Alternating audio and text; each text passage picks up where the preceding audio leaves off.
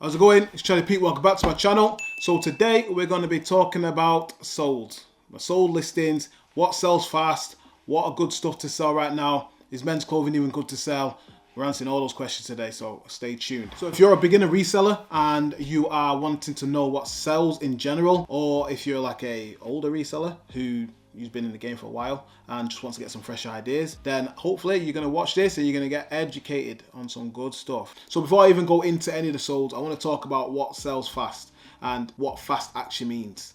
So when I talk about fast in the eBay selling world, I mean within 30 days. Now people always like to try and get things going within the first week, within the first 3 days and stuff like that. And that's all well and good if you know the price of it or you know the value. But if you don't know the value like perfectly, and you've seen some that go for like a good amount and some that have gone for a little amount, I would suggest waiting 30 days first before adjusting any prices. If your item doesn't sell within 30 days, then start thinking about changing the price. There's no point even worrying about that item before that 30 days is up, because it takes time.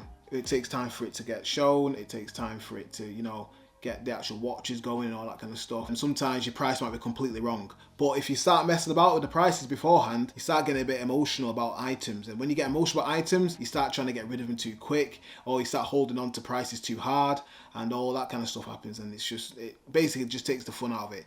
So my advice to you is, list something, then wait 30 days, whatever price you've checked, obviously if you've researched a good price and all that kind of stuff, and just wait for it. If it doesn't sell after 30 days, then maybe decrease the price a little bit. But doing it beforehand only creates drama. So anyway, let's get into it, and yeah, let's just show what I've got. So the first thing I wanted to talk about was this vintage 1980s Adidas tee. Now, I just love picking up Adidas stuff, but I find the modern stuff doesn't sell very well. So what I normally pick up is the vintage stuff. Now you can tell it's vintage if it's made in anywhere other than like China or let's say Portugal, somewhere like that. If it's made in somewhere like West Germany, Austria, Hungary, UK even, you find that they're quite old. And what you can also notice is on the sleeves, you might not be able to see it on there, but if you look a bit closer, you can find the sleeves aren't stripes as a sense of individual stripes, but it's just one taped stripe. So it has 3 stripes in it, but it's just one tape, if that makes sense. So I like picking up those tees only because like they just sell quite quick and they sell quite easily. They're very I think they're borderline collectible. So some people just collect them and just obviously not wear them, but some people just enjoy wearing like old stuff.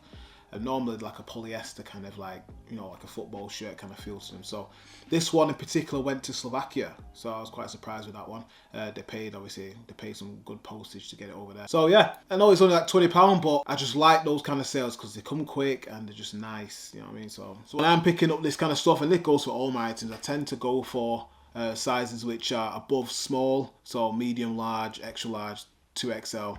Just keep going if you want.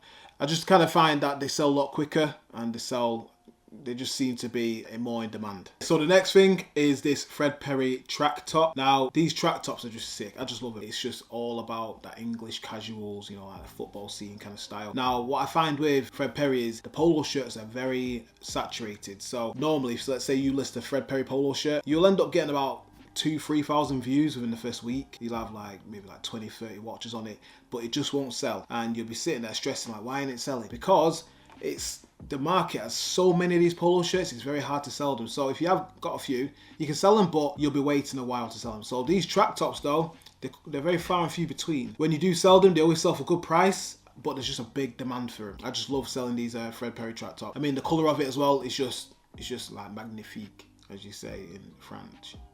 In French. So what I like to put on the listing is always put the little serial number on there. So if someone's looking on Google, they can always just type a serial number of, like, let's say they got one of these track tops at home.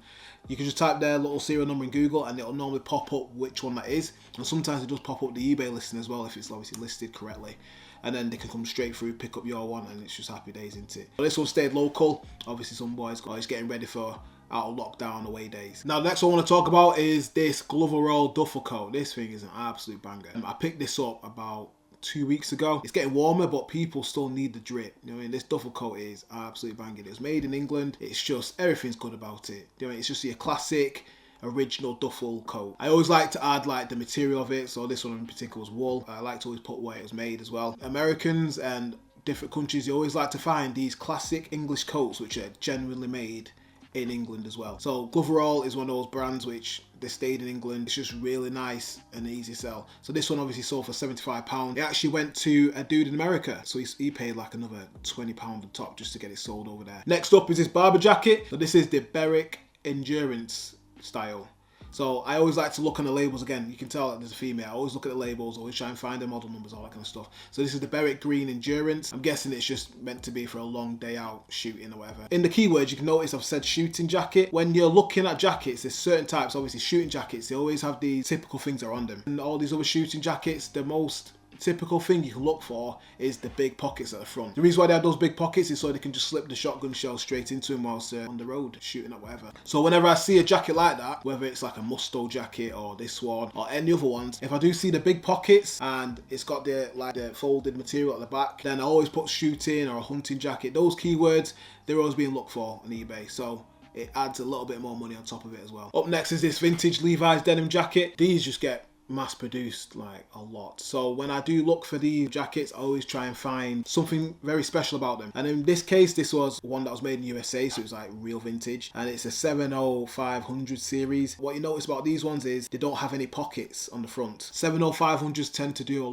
do well. Obviously, if you find other ones, just check on eBay, you know, check the serial numbers, you'll be able to find a good price for them. Tend to find these don't sell for loads, they go for like between 40 and 50 quid. So someone offered me 40 quid and so I just got it gone. Up next is another duffel coat banger. Again, the Montgomery duffel coat is just an iconic English duffel coat again. Just like the Gloverall, this is another one that will sell very quickly. Again, I put like the, you know, like the material and stuff, and obviously it's made in England, but for some reason, this sold to some dude in Spain. It's getting hotter over there. So again, it must be either a collectible or casual scene, whatever it is. It's sold for £80 with like £15 postage on top to go to Spain. Now, next is this Nike hoodie. Now, if you look in the keywords again, it's a Nike Tech. Now, I think if I can bring it up there, I'll show you the label for Nike Tech. With Nike, it's so important to look at the label.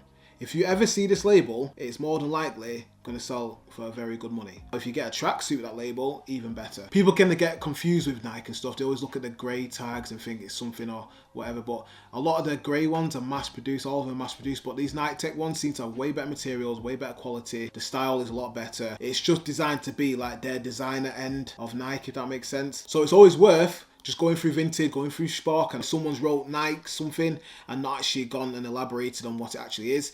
And if you see that label, the red with the black outline, just pick it up. If it's less than like £15, I'll pick it up, because you can sell these hoodies for between 50 to 70 quid. A whole tracksuit can go for like £100, if not a little bit more. So again, it's one of them which I look for all the time. So next is this DSquared denim jacket. When I picked this up, I knew this was going to win it. Now DSquared it's one of them, like, it's very, very hype at the minute. So anything with a DSquared on it, you can sell for like whatever price you want. DSquared is a big, big make at the minute. So whenever I find it, I always pick it up. The t-shirts, the jeans, the jackets, whatever. So when I picked up this denim jacket, I just loved all the badges on it and the big detail on the back and stuff. It was just an easy sell. I got it for like a tenner, and within like 3 weeks, someone offered me £100 for it. So I thought I might as well just get rid of it. I could have waited for a little bit longer, but I was just happy with the £100. So yeah. Up next is this Fjallraven shirt, check shirt. It's just a nice, easy shirt to sell. And I picked this up for like cheap again, like £5-6 or something. But they just sell so quick because everyone loves it. Now I might have mentioned this one before. This is a Ralph Lauren like cable knit jumper, but got a nice cricket kind of feel to it. What I find with jumpers is if it's chunky knit and it's got either a rib pattern or it's like an open knit, they tend to do well because they stand out a lot better. They're harder to find, and especially in a large size, this went quite quickly. As you can see, it went for £40, and it was just a really good jumper to sell. I just enjoy just like listening to jumpers like this because they're just basically, they sell themselves. They take pictures on themselves. They're just good looking jumpers. So if you heard me, I mentioned quite a lot about wholesaling and stuff. So if you are into wholesaling or you want to get into wholesaling, I do have a vintage wholesale guide that I did a video on last week, just kind of talking about things to avoid, things to look for, how the best way to to pick up your items. So if you want to check it out, I'll stick that in the description below, and obviously you can see it here as well. So next up is this Morella Max iconic coat. So I say iconic because it's one of them things that I always like to put in the keywords. Like if you imagine with shoes, when you think about an iconic shoe, you're thinking like Converse, like like your Chuck Taylors, like Vans, your skateboard shoes. Morella had this iconic coat, so it's like their flagship coat, and I don't know too much about it, but I know like this style was very sought after back in the day. So this one is just a pure winner. It's a wool and cashmere coat, so just it's just premium materials into, you know, so people aren't gonna go wrong with that. So I picked this up a few months ago and it cost me like £3 from a charity shop. I think it was in a Sue Ryder or something like that. So Sue Ryder hooked me up this time. Good old Sue. So yeah, so it's £3. It's sold for 75 quid. I did have it listed at like £150 for the longest time. And so after that 30 days, I kind of left it again and just left it because I just forget about my stuff. I just let it sit there. But I thought I'm just going to reduce this to see if it does anything. And then I took a best offer of £75. So yeah, I was quite happy with that one. If you are still here, I appreciate it. So I will show you this bolo that you should keep looking out for. Now, if you imagine yourself in like France in 1930, 1940, you went into one of their like car garages or something, you'd imagine wearing like a blue kind of overall jacket with big pockets on it and stuff. Now this is what they call a chore jacket, work jacket. You can find vintage French chore jackets. They are in such high demand. So the one I'm putting on here is a denim chore jacket. Now they don't sell for loads, like some of them can go for like 90, £100 depending on if you can get the proper French labels. There's a few out there which are just real classics, but this one was just like a unbranded sanforized jacket. The style of it is just nice. It's just, people just love wearing these. It's got big deep pockets on the front. Chore jackets always sell. Chore jacket in anything, if it's got big pockets on the front and 3 big pockets, normally one here and 2 like near the bottom bit, they sell very, very nicely. So yeah, thanks for coming again. I'll be back next week, posted some mad stuff again. I don't know what, I'll let you know I post, but I hope you enjoyed this video and I'll see you soon.